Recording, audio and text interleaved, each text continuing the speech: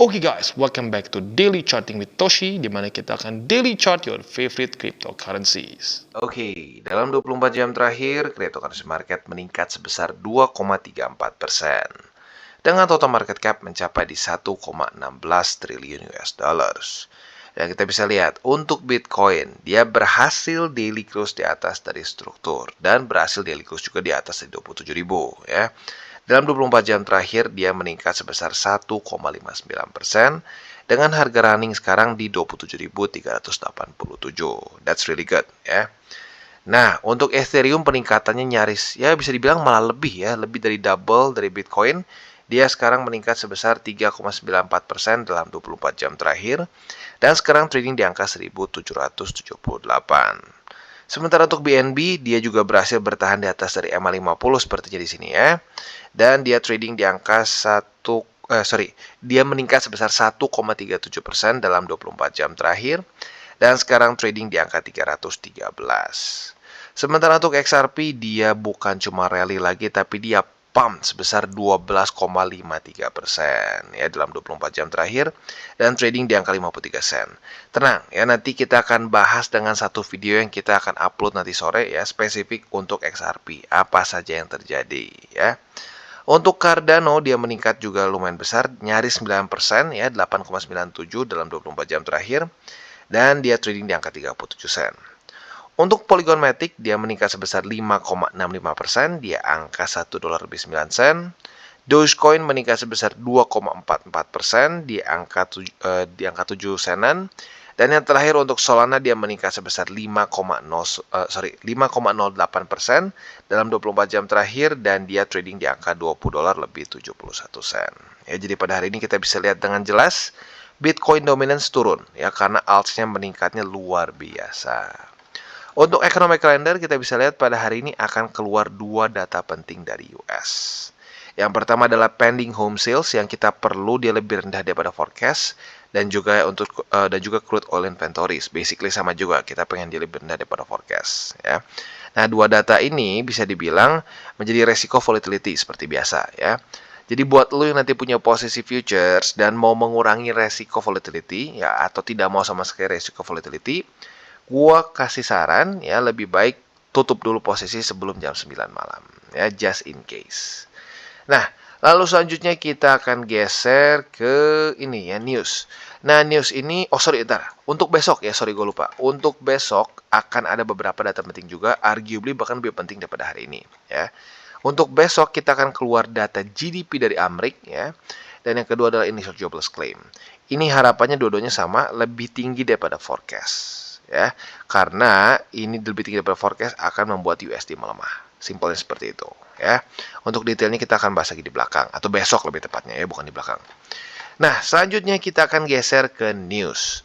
Untuk news ini ngomongin soal Binance ya, mulai banyak yang mulai setuju nih dengan Raoul Pal ya. Dulu salah satu orang yang bilang kemungkinan besar bull market selanjutnya ini akan dipush oleh orang-orang di Asia, atau lebih tepatnya ya oleh Asia in general ya, oleh negara-negara yang mungkin cenderung lebih ke berkembang lah kasarnya ya. Nah, di sini dengan US terus dalam tanda kutip over-regulate crypto di US ya, orang-orang yang mungkin bisnis crypto di US akan mulai pindah ke negara-negara yang ada di Asia, atau minimal memberikan suatu dorongan untuk negara-negara di Asia untuk menjadi the crypto capital gitu ya, karena seperti yang kita tahu itu semua berpotensi untuk menghasilkan uang ya. Jadi this is good, dan Indonesia bisa dibilang termasuk salah satunya ya. Growth crypto Indonesia cukup besar, dan semakin banyak juga crypto company yang mulai ada di Indonesia ya, which is really good.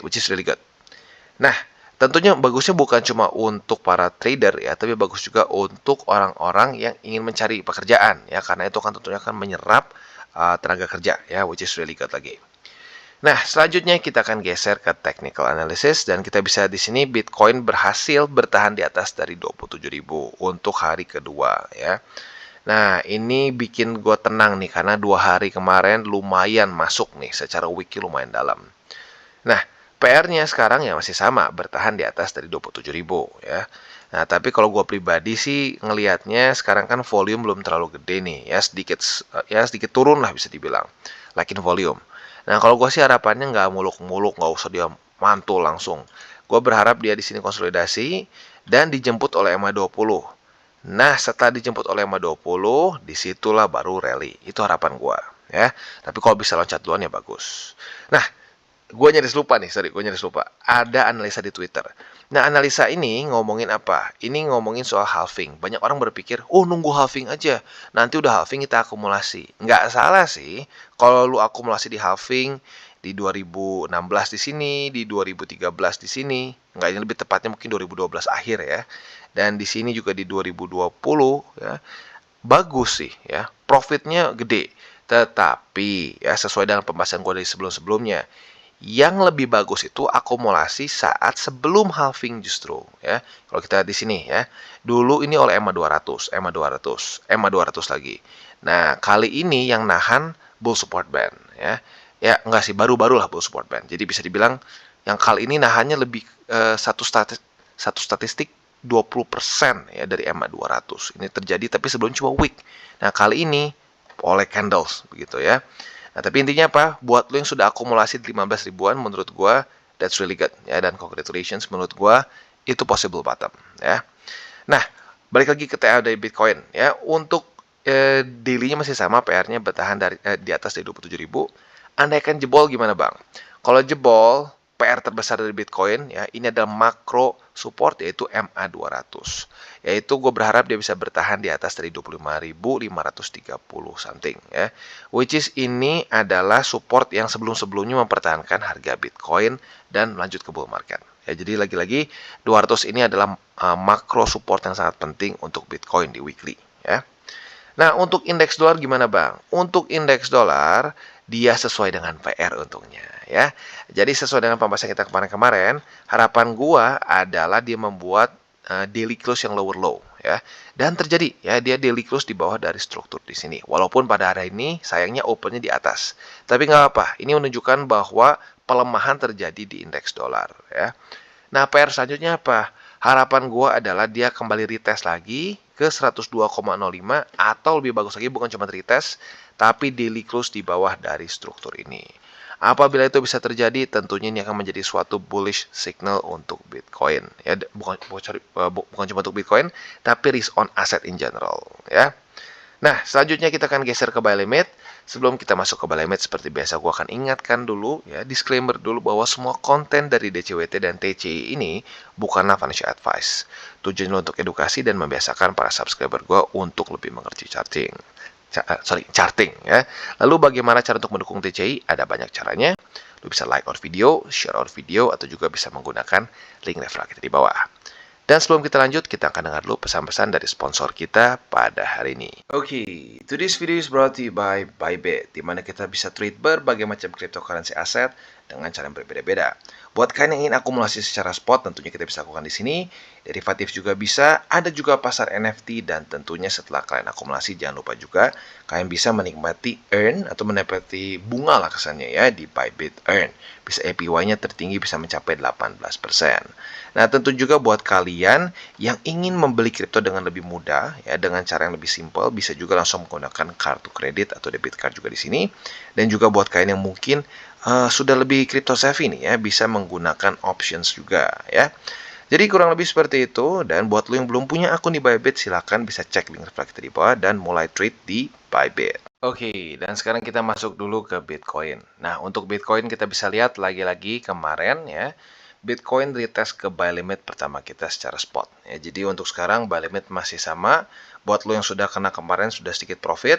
Buy limit pertama, buy limit kedua di EMA 20. Dan buy limit ketiga di 24.495 ya, itu untuk posisi spot kita. Untuk posisi futuresnya kita bisa lihat sudah terjadi retest 1, retest 2 di 27.000 ya. Artinya buat lo yang sudah ngikutin dari kemarin harusnya sudah punya posisi long di sini ya. Dan tentunya sedang dalam keadaan profit. Nah, target TP-nya di mana? Target TP agresif boleh pertimbangkan di 28.000 ya. Untuk kalian yang lebih konservatif, boleh pertimbangkan di sini di 27.994 atau kalau mau lebih gampang dibulatkan ke 28.000 pas ya, kita taruh satu struktur baru di sini. Itu untuk posisi long. Untuk posisi shortnya kita bisa pertimbangkan apabila terjadi retest 1, retest 2 di struktur baru ini. Nah, kita bisa buka posisi short dengan target TP kita di 27.000. Jadi kurang lebih seperti itu untuk di Bitcoin. Oke, dan sekarang kita geser ke Ethereum. Dan untuk Ethereum kita bisa lihat di sini, dia secara 2 hari berturut-turut sudah retest ke buy limit kedua kita secara spot. Sekarang mulai retest lagi ke buy limit pertama, tapi mulai berubah menjadi resisten sepertinya, ya. Nah, jadi balik lagi buy limit kedua di sini, ya, buat lo yang sudah akumulasi harusnya sudah profit sekarang. Dan buy limit ketiga kita di 1660, ya, itu untuk posisi spot. Untuk posisi futures, congratulations buat lo yang sudah ngikutin minimal dari tanggal 27 kemarin. Kita sudah bahas terjadi retest 1, retest 2 di sini. Maka kita sudah punya posisi long dan target TP-nya langsung kena di hari yang sama. Ya, jadi congratulations. Profit berapa persen nih ya? Coba kita cek. Lumayan kayaknya di sini. Kalau kita cek di sini ya berapa persen? Oh, not bad. 4,52%. Hanya basically buka posisi long di hari yang sama langsung kena TP ya. Nah, sekarang untuk posisi short juga sudah kebuka ya, karena terjadi retest 1, retest 2 ya. Jadi buat lo yang sudah nungguin posisi short ya, sudah mendengar dari kemarin-kemarin setupnya, kemungkinan besar juga sudah punya posisi short yang sekarang sedang running ya. Target TP-nya di mana? Target TP-nya kalau lo mau lebih konservatif sedikit boleh di MA20 yang sekarang sudah mulai menembus dari struktur 1705 ya. Jadi itu kurang lebih setup untuk di Ethereum. Oke, dan sekarang kita masuk ke BNB. Dan untuk BNB kita bisa di sini ya. Buy limit pertama dan kedua sudah kena ya. Nah, tetapi untungnya apa? BNB berhasil bertahan di atas dari MA50 which is masuknya ke buy limit kedua ya. Nah, itu bagus ya dan berarti buy limit 1 dan 2 sudah kena. Yang tinggal tersisa adalah di 301,7 yaitu adalah buy limit ketika kita secara spot di BNB ya. Nah, untuk posisi futuresnya ya buat lo yang sudah punya short di sini udah kena TP dari tanggal 27 ya. Nah, buat lo yang punya posisi long karena retest 1, retest 2 di sini ya, sekarang sudah dalam keadaan profit. Nah, tetapi kalau kita lihat di sini MA20 sepertinya mulai menjadi resisten. Nah, gimana nih Bang ya? Mau tetap nunggu sampai ke sini atau mau di MA20 aja? Nah, jadi gini, kalau lo sudah ngeliat gini kan udah ke-reject sekali ya. Lebih aman geser target TP-nya ya. Nah, jadi jangan terlalu serakah di sini. Lebih amannya pasang aja di MA20 ya. Jadi buat lo yang target TP awal konservatif di sini boleh digeser ke MA20 sekarang di angka 317,1 ya. Itu untuk posisi long. Untuk posisi shortnya sebenarnya bisa sama-sama juga di MA20 karena kemarin terjadi retest pertama, apabila hari ini terjadi retest kedua ya di MA20, nah lu bisa pertimbangkan untuk buka posisi short dengan target TP di MA50 ya. Jadi kurang lebih seperti itu setup untuk di BNB. Oke, dan sekarang kita masuk ke Atom. Untuk Atom kita bisa lihat sayangnya kemarin nggak kena buy limit pertama kita. Ya sudah nyaris sudah dekat tapi nggak kena ya. Nah, jadi masih sama seperti kemarin-kemarin, buy limit pertama di 10,57, buy limit kedua di 10,20, dan buy limit ketiga kita secara spot di 9,88 untuk Atom ya. Nah, untuk posisi futuresnya sayangnya posisi short yang kita sudah tahan dari tanggal 27 kemarin masih floating. Walaupun masih profit, tapi sayangnya masih floating ya. Jadi untuk Atom, lo mungkin boleh pertimbangkan ekstra apabila nanti jam 9 sudah mendekati jam 9 malam, belum kena target TP kita di 10,57, gue sarankan buat lu pertimbangkan untuk TP dulu aja gitu ya. Itu untuk posisi shortnya ya. Untuk posisi longnya masih sama seperti kemarin setupnya ya. Apabila terjadi retest 1, retest 2 di 10,57 bisa buka posisi long ya. Oke, dan sekarang kita masuk ke Cardano. Untuk Cardano kita bisa lihat ya, kemarin dia nge-pump basically 6,51%. Lumayan ya, lumayan. Dia berhasil menembus 3 resisten dalam satu hari ya. Artinya buy limit pertama kita kembali aktif lagi yang sekarang ada di 36 sen atau boleh juga di MA50 atau MA200 yang sekarang basically sedang dekatan di sini ya. Jadi gua masukin ini sebagai suatu confluence support ya. Buy limit pertama. Untuk buy limit kedua, buat lo yang sudah akumulasi di 33 sen, pasti sekarang senyum-senyum. Kenapa? Karena buat lo yang sudah akumulasi di sini, lo sekarang sudah dalam keadaan profit sebesar 11,12%. And not bad at all. Ya. Nah, untuk buy limit ketiganya masih setia di 32 sen ya. Jadi kurang lebih seperti itu. Dan sekali lagi ya, ini untuk posisi spot. Untuk posisi futuresnya, buat lu yang sudah retest 1, retest 2 di EMA 20 kemarin, congratulations juga, sudah kena target TP yang di EMA 200, EMA 50 kena. Buat yang di 36 sen juga kena. Ya, jadi semua posisi futuresnya aman ya, sudah kena target TP. Untuk posisi shortnya, belum ada setup nih, belum ada setup. Karena pada hari ini masih dalam posisi yang nanggung. Jadi kita bahas nanti kalau sudah mulai kebentuk setupnya. Paling mungkin gini lah, kalau besok Cardano daily close-nya di bawah dari 37 sen, nah besok kita bisa pertimbangkan limit lagi posisi short di sini dengan target TP di 36 sen ya. Jadi kurang lebih seperti itu untuk Cardano dan juga ending 3D CWT kita pada hari ini. Sekali lagi gue ingatkan jangan pakai uang panas dan jangan over leverage. Ya, selain dari itu juga malam ini gue ingatkan ada beberapa data penting dari US ya. Yang pertama akan keluar data pending home sales dan yang kedua akan keluar crude oil inventories dan ini semua akan mulai dari jam 9 malam. Oke guys, jadi itu adalah akhir dari segmen DCWT kita pada hari ini.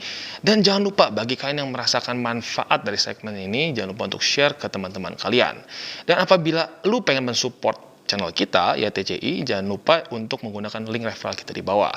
Nggak wajib, ya, tetapi apabila lu menggunakan link referral kita di bawah, ada macam-macam ya, dari Bybit, Huobi, Maxi, toko kripto, dan banyak lagi. Ya, walaupun nggak wajib, tapi kalau menggunakan link referral kita, lu secara langsung membantu perkembangan dari TCI. Dan satu lagi, jangan lupa juga untuk join Telegram group kita, di mana kita bisa ngobrol-ngobrol santai mengenai dunia cryptocurrency secara dua arah. So, jangan lupa untuk like, subscribe, click the bell icon, and see you on the next video.